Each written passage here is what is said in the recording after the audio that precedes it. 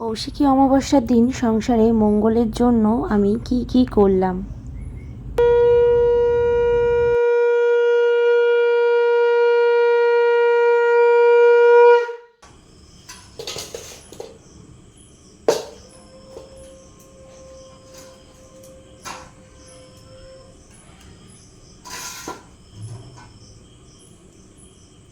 Hello বন্ধুরা, শুভ সন্ধ্যা। সবাই কেমন আছো? আশা করছি ভালো আছো, সুস্থ আছো।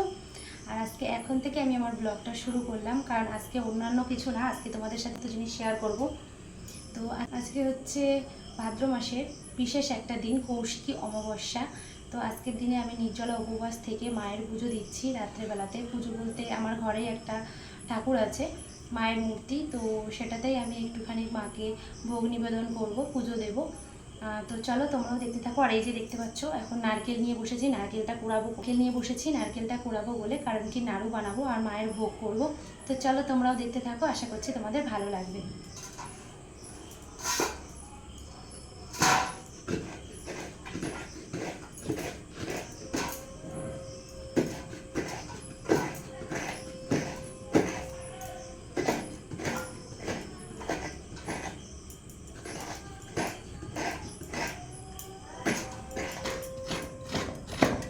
আর এখন হচ্ছে বাজে রাত্রি 9টা। তো 9টা থেকে আমি এই আয়োজনটা শুরু করছি। তো চলো তোমরাও দেখতে থাকো, আর বেশি কথা বলবো না, কারণ পুজোর কাজে বেশি কথা বলা চলে না, আর কথা বলতেও ইচ্ছা করে না। চলো তোমরা শুধু দেখতেই থাকো।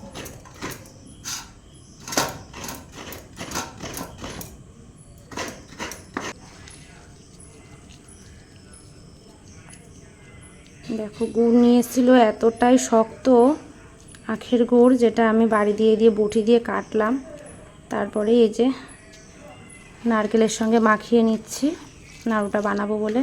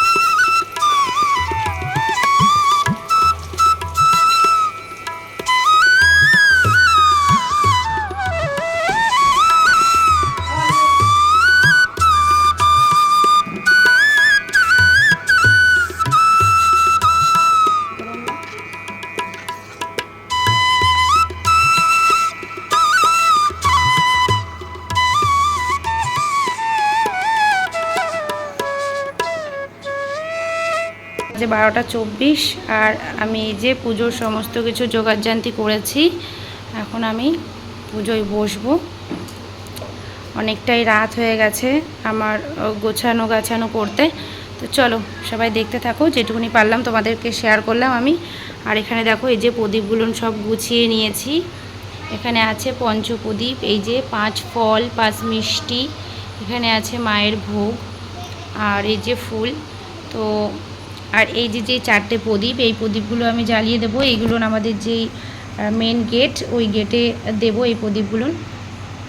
তো চলো।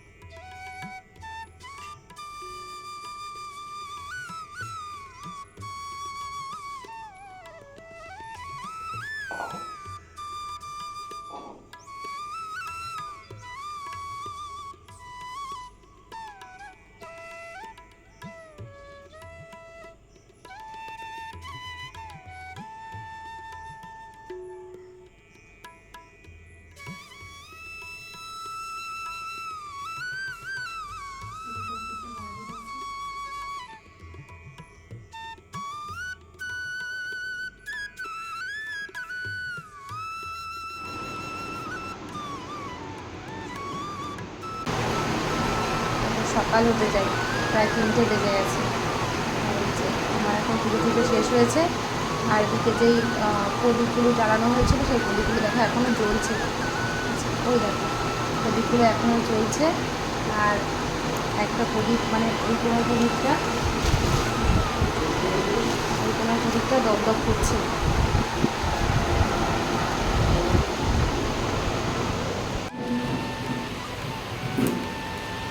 তো এখন হচ্ছে কি বলবো, ভোর হতে চাই। ঠিক আছে, তো আমার পুজোর শেষ।